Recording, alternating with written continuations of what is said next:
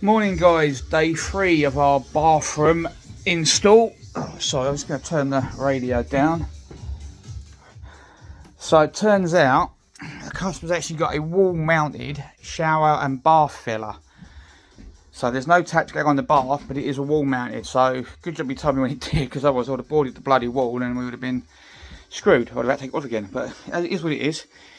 So we're just going to solder up some bits and pieces. So what I've done so far, we know the height, he wants it 17.5 or 175 mil off the bath, which is what that pencil mark is. I put a noggin in, found the centre, so the bath is 750, so I've come off the stud, put the halfway mark in, which is that one. I've then allowed 12 mil for plasterboard and another 12 mil for tile, which gives me my centre line. It's not going to be exact, but you can only do with what you can with the measurements. And then I've gone 150 centre off of that. So these are 750 off the set, 75 off the centre. Clips, so the clips are going to be centre with the pipes, which is where he wants them.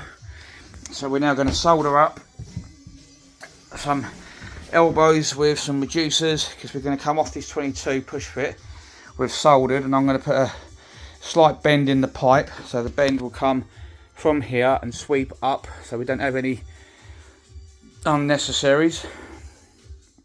We've got to put a couple of isolators in there as well. So yeah, we're just going to solder these up now. I've already fluxed and cleaned my pipes up, so I'm just going to wipe off the excess. I'm going to do the elbows first and then the reducers afterwards. So I'm just going to wipe off the excess, put it at an angle off me level like that. Pause it. Yep.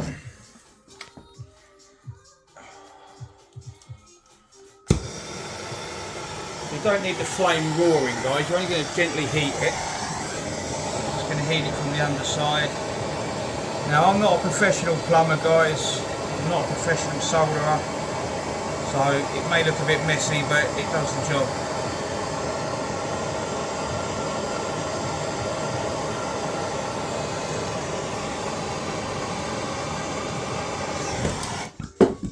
Get your flux brush.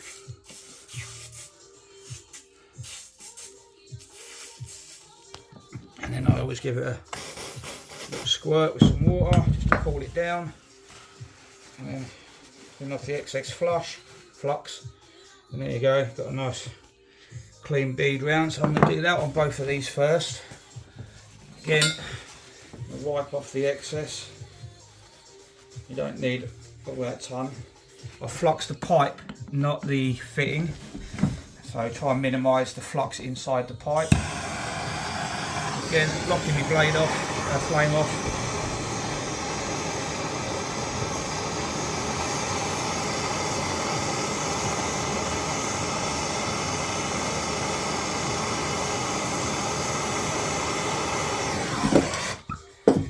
Flux brush again, just to make sure it flows.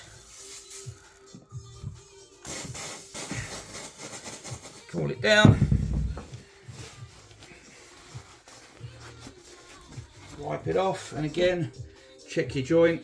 So I've got a nice bead all the way around, so that should be nice and sealed. Now I can put these in where I want them, and then I can measure down now. So get these bits all cut. So this is just so I can measure down now. Pause it. So what I've done, guys, I'm going to do the hot first, and I've just cut a length oversized. So I'm going to put a little kink, I'm going to put a little sweat bend on that, so that it'll come down and flow nicely into the pipe. So, using the old pipe bender. Must invest in some Monument ones. These are so cumbersome. That's probably more than enough. So, just a little sweat bend like that. And then that's then going to come down and go onto the push fit, and now I can cut that to the length I want, which is there. Should have got WD-40 up this pipe slice, could do with a bit of lubrication. So give that pipe a clean.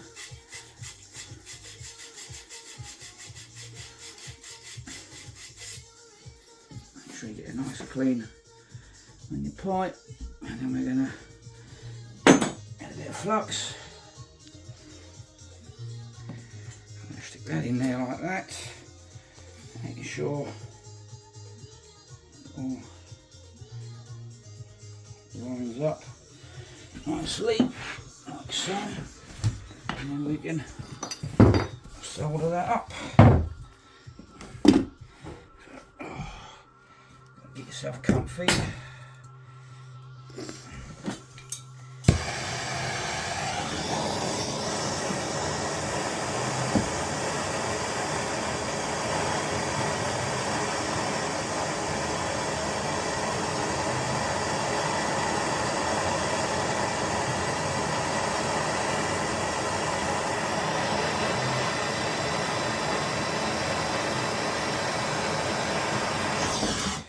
Say boys, I'd rather have too much solder than not enough. You professional plumbers out there will probably condemn my soldering, but as long as it holds, it's never going to be seen again, so I don't care what you think. If it's on display, I might make a bit more of an effort with it, but it's not. So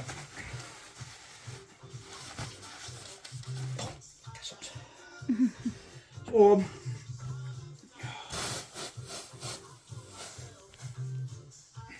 That's that one done. So that's to be hot. I can now put that on there like so. Square it up. Make sure we're at 150, and then get the push fit on that. Push fit elbow on there. That's that one done.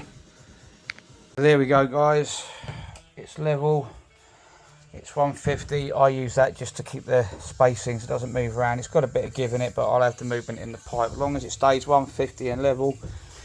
I've got the isolator on the cold. I haven't got one for the hot at the minute, but when I do, I'm going to take that one off because these won't be accessible when we do the final plumb. So those will come off when we drain down next. And we do all the connections here, which will be today, but I'm going to get all the pipes run, get this frame in next, and then when I'm ready, that will then come off, go on there with 2 new olives, and then that'll be isolated there. The basins will be individually isolated and the toilet will be individually isolated, even though that should have an isolator inside it, so that one won't need an isolator on the outside of the unit. Okay guys, so we've got our bath pretty much plumbed now. We've just got to put the isolator in, which I will do later, just to give you a little pan of what we've got done. So we've now boarded this wall. Don't worry about that bit. I'm not going to waste a massive offcut to fill that. I've still got all that boxing to sort out, so I will put a piece up there when we've got a spare bit offcut. The pipes are through the wall. I've still got the isolator to fit, but we're going to tape and join all these, the corner, and then we're going to put tanking paint on this as well before it's tiled. My battens are on the wall, nice and level at the height I want it, so now this bath is going to go there and get it out of my way, and then we can crack on with starting to frame all of this side out. We just moved the bath in place, so all I've got to do now really is just adjust these feet to make it so that it's nice and level. So basically all I've got to do, because I've got the batten along the back and the end, I can literally undo that foot, undo that foot, undo that foot, crank that foot to get it level this way, and then that should all be level. Then all I've got to do is wind the other feet down and it's bang on. So much easier to level a bath this way guys. All that faffing about adjusting each foot, literally a batten on at the height you need it, firmly screwed, put the bath in it, release all the feet except for that one, adjust that one to get it level across here, and then you know for a fact it's level that way, it's level that way, it's bang on, adjust the feet so they're all touching, and then you're good to go. Good little tip there for fitting baths guys. Don't forget, like, share, follow, and I'll see you soon. So whenever you're doing plumbing guys, always pressure test before you connect to the mains if you can. It's my golden rule, especially when there's pipe work in the wall. You never know, so it's always best to be safe than sorry. So we know from earlier they're soldered in and then they're connected under there We've got to put an isolator in there still. I've got it on 2 bar. It comes through here. I've got stop ends on there just for now, just so I know that from here to that point is perfect. No leaks, no nothing. We've run the waste just provisionally and soldered and welded it all together, so keep the smell down. So I can put some water in the trap. So eventually we're going to cut into that with 2 T's, come up, and then we're going to reduce down to 32 mil for the 2 basins, which is going to be there. So we've got these 2 double basin going on now. So we've got to get 2 waste through, 2 hot and cold. So we're just starting to frame out our boxing now. So we're just going to frame this out. We're working it out. Tile off the bath gives me a decent sized cut all around the ceiling line. So rather than having a cut tile on my boxing, we're going to work it so that it's 2 tiles high. So that's our second tile. So then that's our finished tile height. There'll be a tile on top of that with the trim, which would be your lid. So we've got to come down 12 mil from there for our depth of our plasterboard. So our stud boxing needs to go from that height all the way along. And if my calculations and my measuring is all correct, it should give us a nice transition with the tiling through, because we're not tiling that wall. We're just going to plaster that wall, plaster the ceiling, make good that little bit there. And obviously there's going to be a wall unit up there. The shaver point's going to have to be moved. But that's the thinking, guys. But always pressure test. So we've done the cold. Now I'm just going to do the hot. Don't forget, guys, like, share, follow, and subscribe to my YouTube channel. Get yourselves over there, guys. Cheers. We work through the entire day just to get as much done as we can, and I can't finish it because the client's at work today, and we need decisions for the height of the vanity, where to centre it, and stuff like that. Nothing major. It's just stuff we need answers on, so just let you know what we've done. Bath is now fitted and fixed. We've got our 2 isolators down now if we ever need access to them. The waste is connected. As you know, it all goes in the stud work there. We've re-piped it all down there now, hot and cold. This is only run temporarily. This is just feeding the washing machine, the toilet, but we've got to cut into this and do 2 T's for the cold and 2 T's for the hot. But until we know the exact position of this double vanity, the suspended vanity, once we know exactly where that's going, what height it's going, I can then work out where the pipes have got to come through, and then I can run the pipes, get them through the wall, get them capped, and then we're good to go. I've still got the radiator to move. That'll be later this week. Basically, we're just going to take a bit more of this floor up.